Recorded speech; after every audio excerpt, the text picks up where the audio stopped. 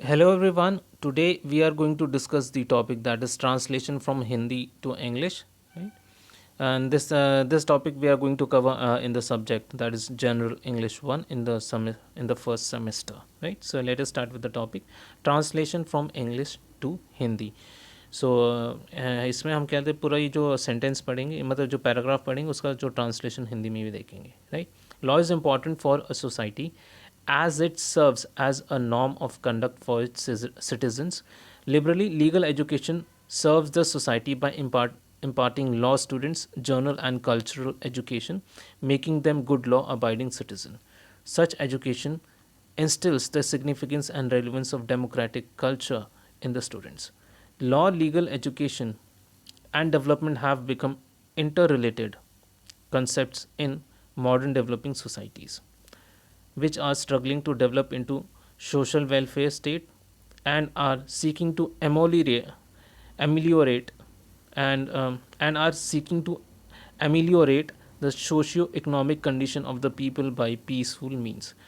The same is true for our country. It is crucial function of legal education to produce lawyers with a social vision in a developing country.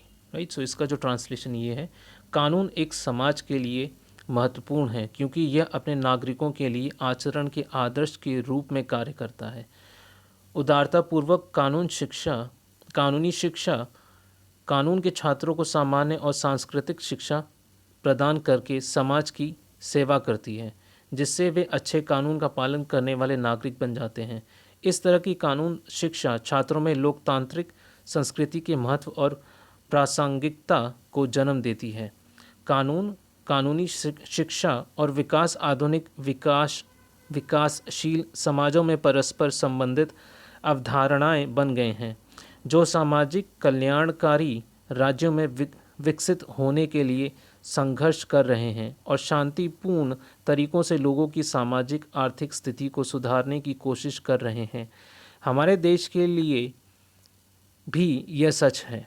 विकासशील देश में सामाजिक दृष्टि से वकीलों का उत्पादन करना कानून शिक्षा का एक महत्वपूर्ण कार्य है let's move further As professional education, legal education equips law students for fulfilling different roles in society and discharging various law jobs, the range and scope of which is always expanding in the modern democratic society. For example, policymakers, lawyers, law teachers, administrators, etc. Accordingly, it is realized in modern India that legal education ought to have breadth. Legal education in India has begun during British period. Much before India gained its independence in 1947, law courses were introduced at Hindu College in Calcutta and Elphinstone College in Bombay. The primary aim of legal education at the time was to equip law students so that they could help the lower courts and the high courts in administration of justice.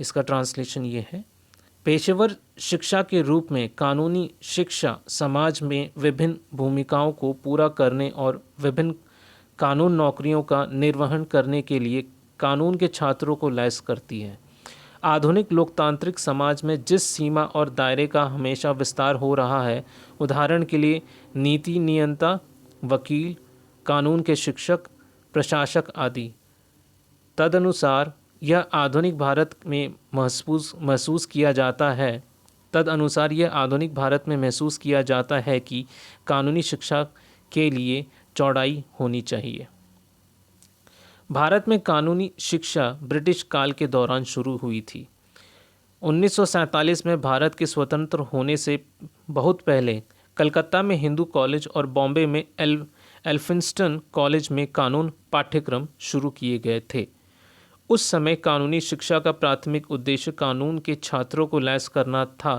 ताकि वे न्याय के प्रशासन में निचली अदालतों और उच्च न्यायालयों की मदद कर सकें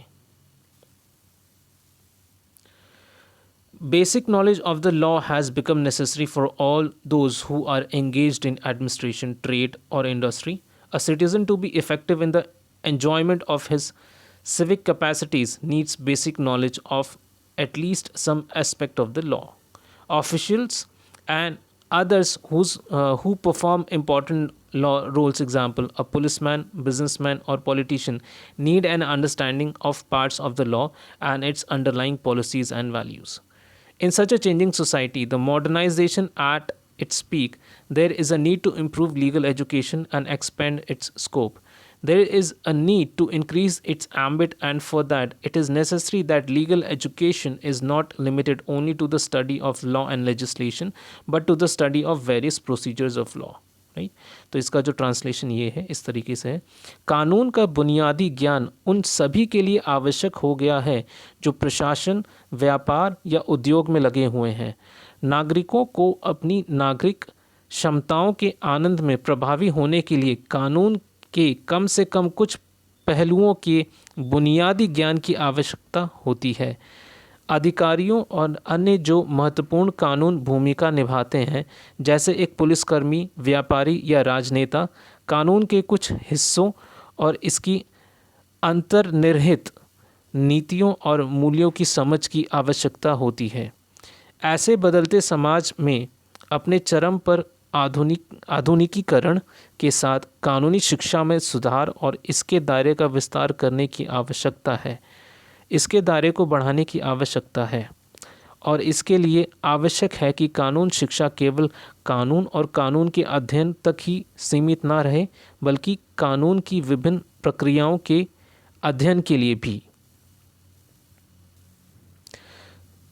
So with this we have come to the end of this topic. Thank you very much.